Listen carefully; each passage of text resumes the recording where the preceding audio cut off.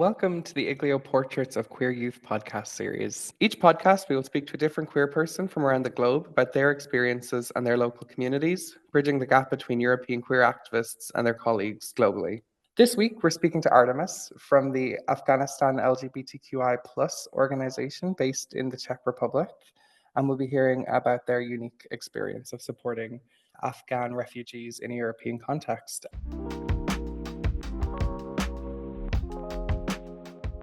Artemis, thank you so much for joining us. Hello, Toryn. Thank you so much for your invitation. It's an honor for me to be here and speaking with you and your audience. Of course, we're really excited to hear from you. Before we jump in, could you tell us a bit about yourself and your organization, ALO, and what do you do?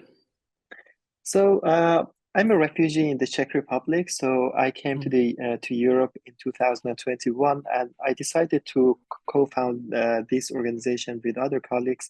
So we've co-founded ALO, or the Afghanistan LGBTIQ organization, in 2021. And we have three main pillars in the organization. The first one is education. We have podcast programs, videos, articles to educate people about diverse sexual orientation and gender identity. And the second pillar of our work in the ALO is advocacy. We document human rights violations committed by Taliban in Afghanistan, and we work and engage with the UN, with the International Criminal Court, and other international platforms for advocacy and increase the inclusion of LGBTIQ people in international peace and security. And our third pillar is humanitarian aid. We provide cash assistance and other basic necessities to the LGBTIQ people who have been affected by the conflict or the crisis. Mm-hmm. That's incredible. We're really, really glad to be interviewing you, but not only to be interviewing you, to have ALO as a voice within Europe, I think is really important. And I think I can speak for the whole IGLYO team when I say we're really excited to have you as a member of our network and a member of the wider IGLYO family. You bring something very unique and very necessary to our work. So saying that, could you tell us a bit about what it means for you to exist as a queer person in the world? How has that changed your life and your perspective moving through the world as a queer person? Being queer, to me, I think it's an identity that I was born with. But on the other hand, to me and to some other queer Afghans, is a way of life, is a way of life that we should live as a queer person, because in the context of Afghanistan, being queer is taboo. There are many stigma against LGBTIQ people, against queer people. So you should have your own unique lifestyle in order to protect yourself, in order to survive in the society, in the country. And when I noticed that I'm a queer person, it changed my perspective dramatically to life and the world. I noticed that there is a division in the society. There are many discriminations, unfortunately, violence against queer people. So it changed my perspective because I had a very, very regular life. I thought that everything is okay in the world, but when I noticed about my different gender identity and sexual orientation compared to other people in the society, I noticed that there are barriers that I should go through them. So I think my activism started from that time to make a better world for myself and also for other queer people.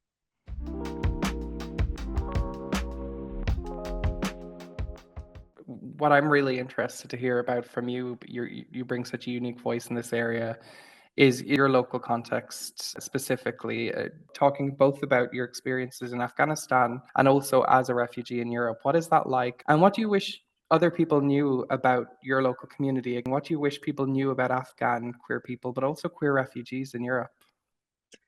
Well, as you know, even in Europe, we have many discrimination against queer people. There are many barriers for them, even here in the Czech Republic or in other European countries. But to me, as a Afghan queer refugee, I think the discriminations are higher than other queer people. For example, you can face discrimination not only because of your queer identity, but also because of my race, my status as a refugee, and because of my skin color.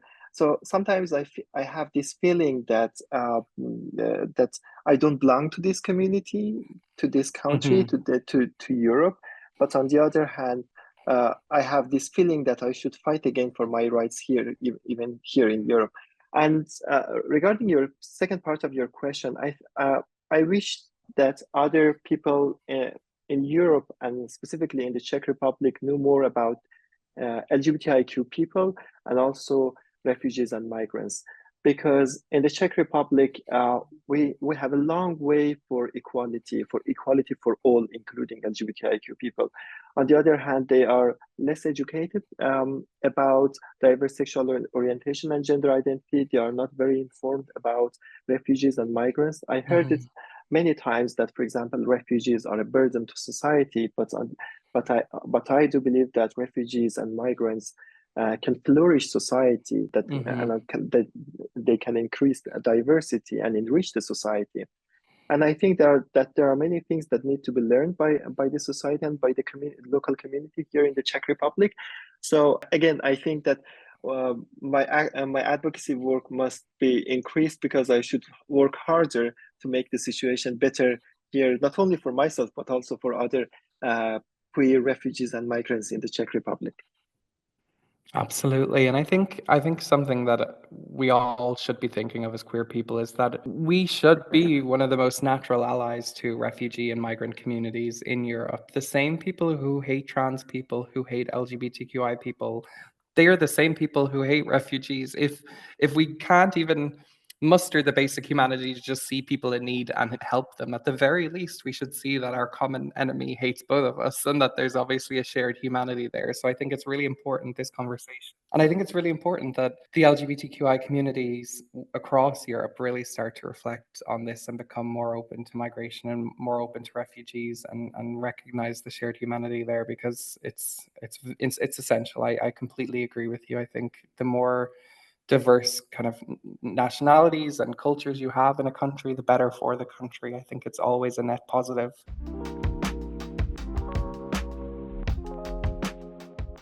You've talked about the kind of additional challenges of both being a refugee, a person of color, and a queer person, and how those things kind of stack on top of each other and create additional difficulties and additional pressures. Given all those pressures, what passions drive you in life? What is it that keeps you doing the work you're doing, keeps you doing the advocacy work you're doing? What is the last thing you think about before bed? And what's the first thing you think of in the morning? What's really at the core of your passion? Thank you so much for this question. But before answering this question, I want to give you a little bit context. I lived and worked in many countries. I traveled to many countries, and I was refugee also in Iran. I was refugee in Turkey, and I Mm, traveled in the Middle East and also other parts of the world. And I saw, if you travel outside of Europe, you can see that there are many LGBTIQ people in a very, very, very difficult situation. For mhm, example, especially those LGBTIQ people in challenging areas, or LGBTIQ people under totalitarian regimes, or LGBTIQ people in conflict zones. They experience violence, discrimination, torture every single day of their life, and they mhm, are fighting and struggling every single day. And also, I used to work in a radio station for Afghanistan and Iranian LGBTIQ people called Radio Rangin Kaman, and I interviewed more than 200 LGBTIQ people from Afghanistan and Iran. And I heard many narratives and stories of those LGBTIQ people who have been persecuted just because of who they are and who they love. mhm, And one of the main reason that I'm doing the advocacy work, I think, is because that I want to make a better situation for the next generation of LGBTIQ people. I want a better and equal world for them, because I don't want the next generation of LGBTIQ people to face discrimination, torture, and even, unfortunately, execution mhm. in the future. So this is the main reason and my main hope for my advocacy work. And this is the biggest thing that I want from this life and from my advocacy work and from our organizational work. Yeah, and I guess seeing people in such desperate need really, really must light a kind of fire in you. Given you have such a wide perspective of queer experiences, I really have a question around empathy. I think it's hard for a lot of European queers. I think a lot of queer people in Europe see the discrimination and the barriers they face. and they very much focus on their own issues because that's what we do as humans. We focus on the things that are affecting us directly. What do you think is the best way for people who don't understand those challenges to be more empathetic? Is there any kind of media you recommend? Are there any kind of great speakers for someone who's interested in learning more about the experiences of queer people specifically in the Middle East? Where would you direct them to start?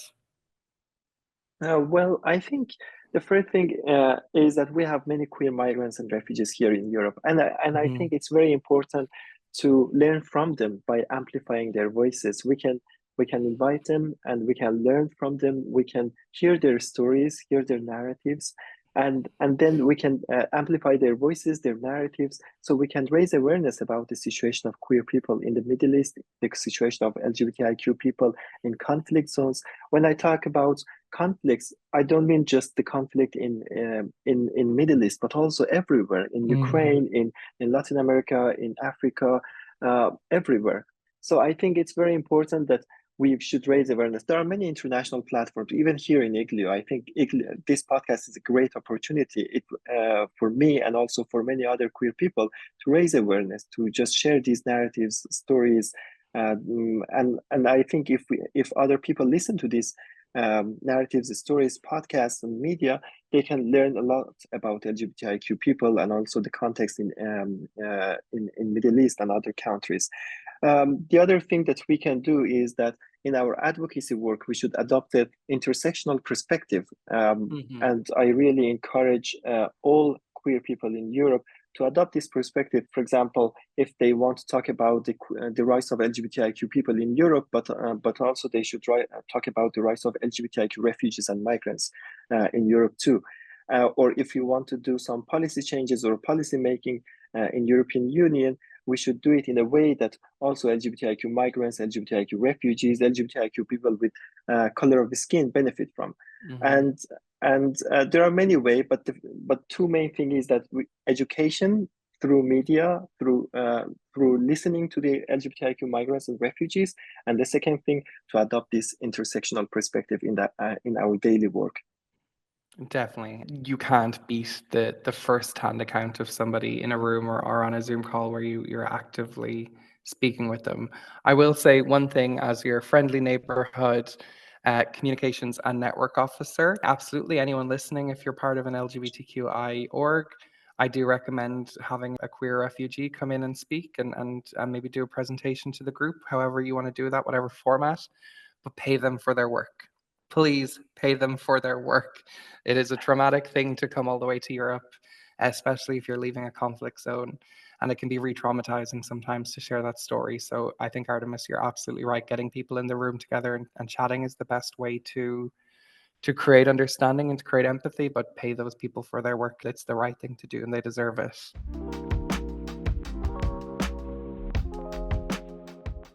Coming back to the youth element of things, so obviously at IGLYO, we are a youth organization. We're very interested in youth, preparing the next generation of young activists for the life of an activist, for what it is like out there in the real world.